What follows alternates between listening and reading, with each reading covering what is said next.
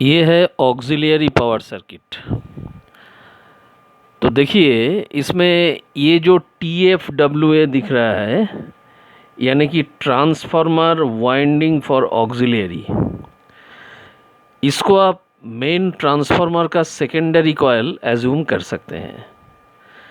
जबकि 25 kV से main transformer energise हो जाता है, उसी का साथ साथ उसका सेकेंडरी यानी कि TFWA से 380 वोल्ट सिंगल फेज आउटपुट से निकलता है यहाँ से TFWA से। लेकिन ये जो 380 वोल्ट है AC, ये सिंगल फेज है। और लोकोमोटिव में ये सब जो ऑक्सिलियरी मोटर्स है, ये सब ही ऑक्सिलियरी मोटर 3 फेज है। तो पहले सिंगल फेज को 3 फेज में कन्वर्ट करना होगा। इसीलिए लोको में एक फेज कन्वर्टर रखा गया है जिसका नाम है आर्नो। ये है आर्नो यानी कि फेज कन्वर्टर।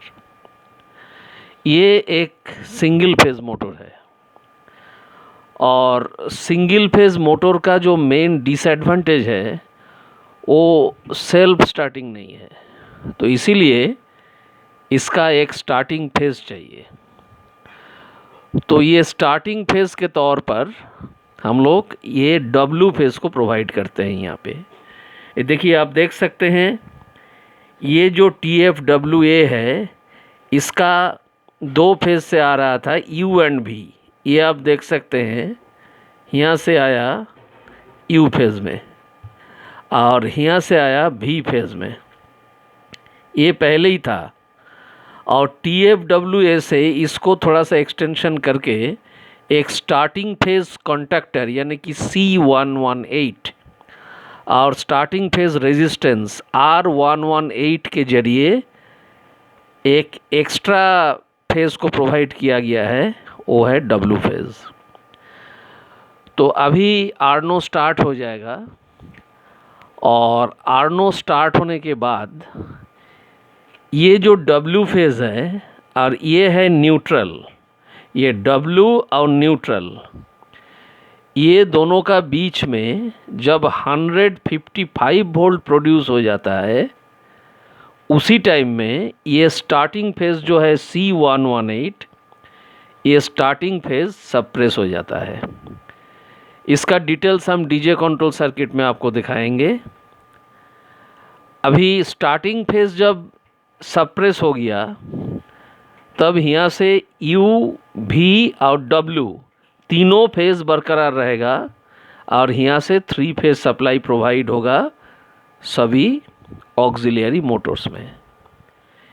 ये जो आर्नो है, ये आर्नो, इसमें मेन एडवांटेज क्या है, इसमें 2 प्रकार का वोल्टेज उपलब्ध है।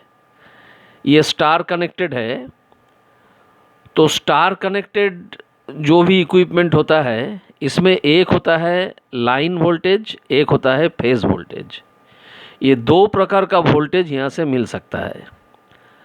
लाइन वोल्टेज का मतलब होता है ये जो तीनों फेज है U, V एंड W, ये तीनों फेज का अंदर में कोई भी 2 फेज का अंदर में जो डिफरेंस होगा उसको हम लोग लाइन वोल्टेज बोल सकते हैं। जैसे कि U और V का अंदर में, V और W का अंदर में, या W और U का अंदर में, ये हो गया लाइन वोल्टेज।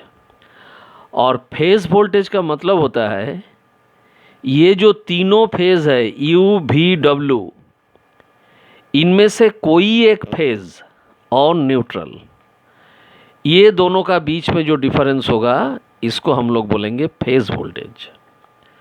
और लाइन वोल्टेज का साथ में फेज वोल्टेज का रिलेशन क्या रहेगा? Line voltage is equal to √3 times of the phase voltage. तो यही है इसका एडवांटेज। इसमें लाइन वोल्टेज, फेज वोल्टेज दोनों ही उपलब्ध है।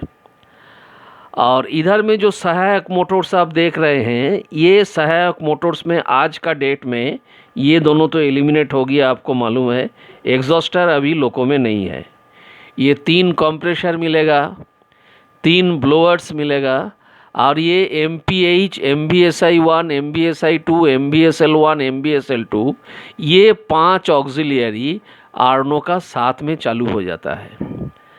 आर्नो को नो लोड से बचाने के लिए ये पांचों ऑक्सिलियरी आर्नो का साथ में चालू होता है। देखिए इसमें ऐसा सिस्टम है, मेन ट्रांसफार्मर का नो लोड वर्किंग को अवॉइड करने के लिए इसमें आर्नो को रखा गया है। मेन ट्रांसफार्मर एनर्जाइज हो गया, तुरंत आर्नो चालू हो गया, उसका नो लोड को अवॉइड करने के लिए। फिर आर्नो का नो लोड को अवॉइड करने के लिए ये पांचों AC ऑक्सिलियरी है, और इसका साथ साथ एक DC ऑक्सिलियरी है जो है चार्जर बैटरी। ये आप देख सकते हैं, ये है चार्जर बैटरी। ये चार्जर बैटरी का इनपुट है 380 वोल्ट AC, U और V फेज से आ रहा है 380 वोल्ट AC। इसका अंदर में 110 वोल्ट DC बनता है और सीधा कंट्रोल सर्किट में चला जाता है। और इधर में आइए, ये है QOA, ऑक्सिलियरी पावर सर्किट में यदि अर्थ फॉल्ट होगा तो ये रिले एक्ट करेगा और लोको ट्रिप हो जाएगा। अभी ये QOA कनेक्टेड है, देखिए ये जो आर्नो है, आर्नो का न्यूट्रल पॉइंट से, आर्नो का न्यूट्रल पॉइंट से कनेक्टेड है QOA। और आपका याद होगा जैसा QOP था 1800 ओम का रेजिस्टेंस, वैसा ही QOA भी 1800 ओम का ही एक रेजिस्टेंस है। इधर में है RQOA, ये है 680 ओम का एक रेजिस्टेंस, और इधर में है RPQOA, ये है 150 ओम का एक रेजिस्टेंस, और ये है HQOA। जब QOA बार बार ट्रिप कर जाता है उस टाइम में HQOA को ऑफ करना पड़ता है। जब डिटेल्स ट्रबल शूटिंग में जाएंगे QOA का, उस टाइम में बताएंगे।